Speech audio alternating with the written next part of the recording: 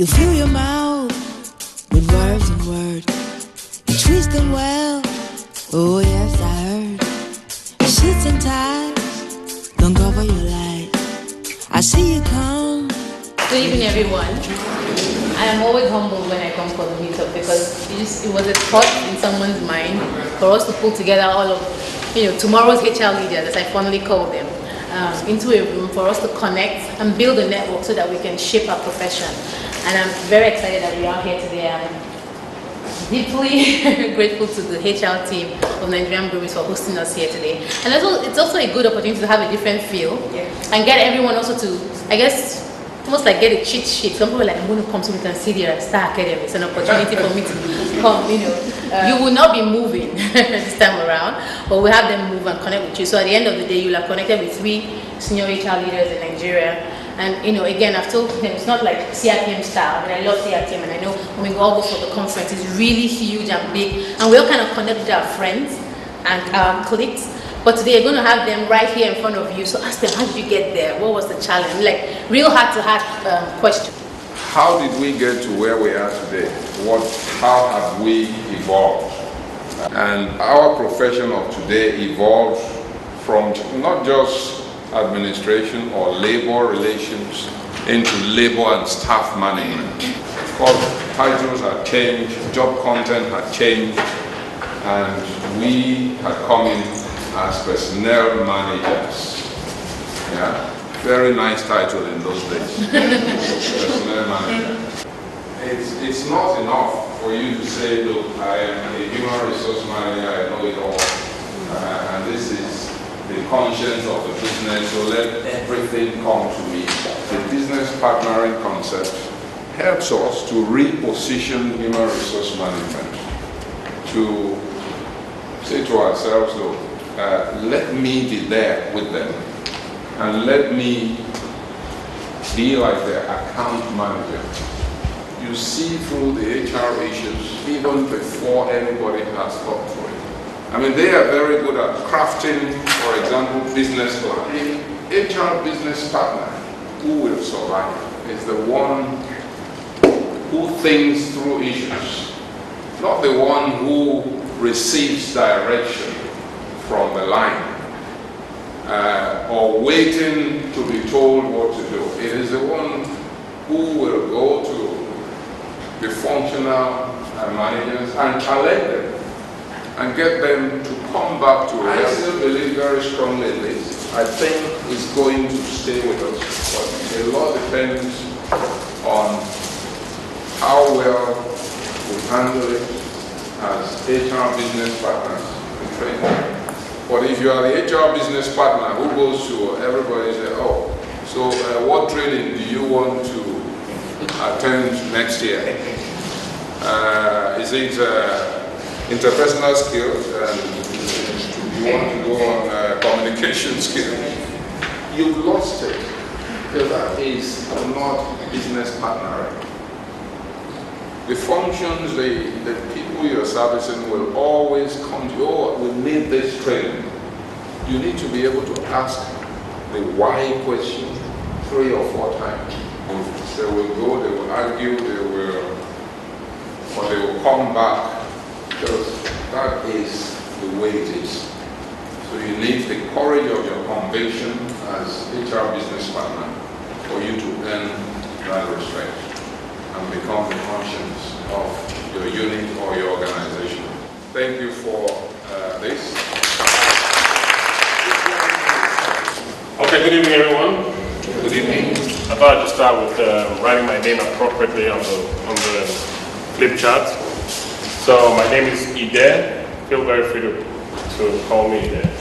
My surname is Ode. Staffing and development manager for ExxonMobil in Nigeria. My portfolio covers a number of things. It covers people strategy, covers organizational effectiveness, change management, looks at case management, performance assessments, development programs, business strategy alignment to ensure that you are aligned with those who have responsibility for you, right? which I'm going to translate to something else again, because you'll hear me talk about this every time. Alignment.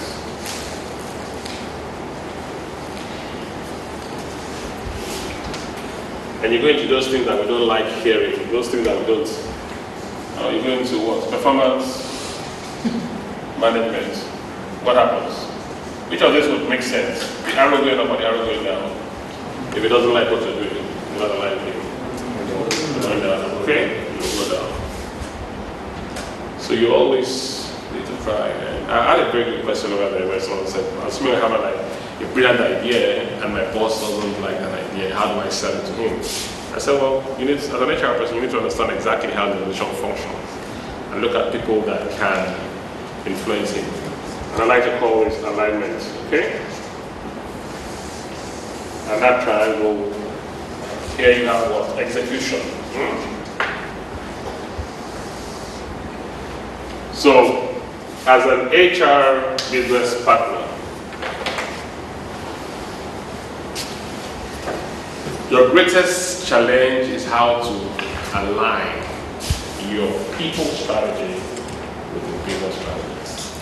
So here I like to call this alignment.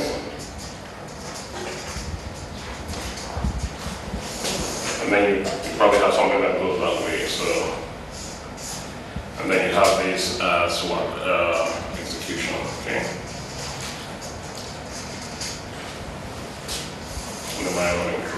Then you have all sort of things happening around here.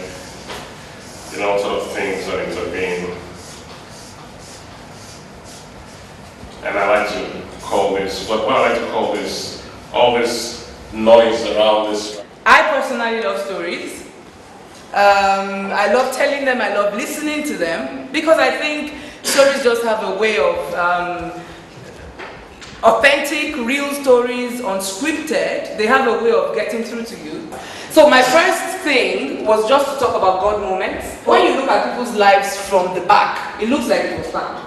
If you look at Joseph's life, it looked like it was all planned. But you can imagine when Joseph was there, it wasn't planned. When he was in the pit, it didn't look planned.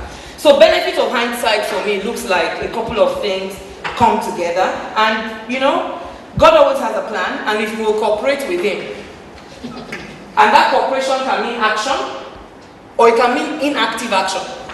Meaning you don't, you know, the cooperation right now is that you wait and you see, kind of thing. So it was in 2006. I was in dire straits as a senior manager. I was out working in South Africa. I knew there was a director role vacancy in the organization I worked for, and that was Unilever, but I didn't want to apply. I thought, well, if this company says they are a meritocracy, they should call me for the job. I don't want to apply for the job. So even though the job was up, I didn't apply for it. And one day I got a call from the global head of learning, the vice president of learning there. And he said to me, I've heard about you, I want to interview you for the job. So I felt good. I'm like, well, merit is working, it's great, Unilever is sticking to their words, and they look through your records, and if you've done a good job, they're going to call. That was my first director job in Unilever about 10 years ago. So I come back to my point, where I say, there are God moments in life, in anybody's journey. I think when you believe it, it works for you more. So I believe there are God moments in life. For one of our meetings that we had in Durban, I got my boss involved. I invited him over. I told him to please come. And of course, when you want your boss to attend a meeting like that, you're thinking he's going to come and see the good work you're doing. This particular day, he sat at the back of the room and he simply observed the meeting. So at my performance discussion that year, which was what we had in a sushi restaurant, he said to me, the only thing I remember of the entire conversation, he said to me, Tolu, if that is the way you lead people, one day you are going to look back and there will be nobody following you. What? That was my appraisal for that year. So let me describe what he saw at the meeting. So I told you earlier that I love structure and I love agendas, and if we say this is the way it's going to be, let it be that way. Don't. So what he saw at that meeting was, he saw people wanting to break the rule, and I said no. You know when you have a meeting and you said this is the structure, HR people, you know the way you said this is what we're going to do. And people are saying no, and I'm saying no, you talk later. Based on the agenda, your talking is coming up in 45 minutes, so hold it. And he would see people trying to connect, and I would say no, there's noise in the room, can people please shoo? So I think he must have been very amused. And then after that feedback, so that was both a heartbreaking and a liberating moment for me. It was good to have a boss that would tell you the way it is, but I was shocked. That's the most important assets, which are the skills I have developed, the networks I have built, the maturity I have gained, the knowledge and training I have received. They can't take from me. So I dropped the car, I dropped the keys, I dropped the laptop, but guess what? And all those things I just mentioned come from doing extra things. They don't come from doing, go and do this, then you go and do it.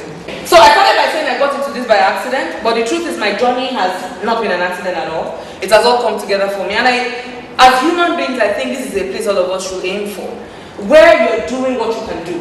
In other words, what you have the ability to do and the capability to do, you're doing it.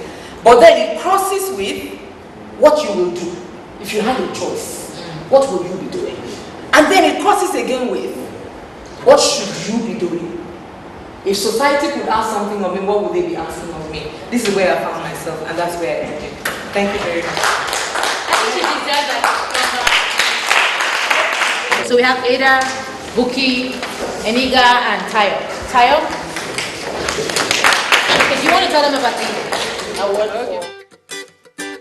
You fill your mouth with words and words. You twist them well. Oh yes, I heard. Shits and ties don't cover your light. I see you come. You the try, you try.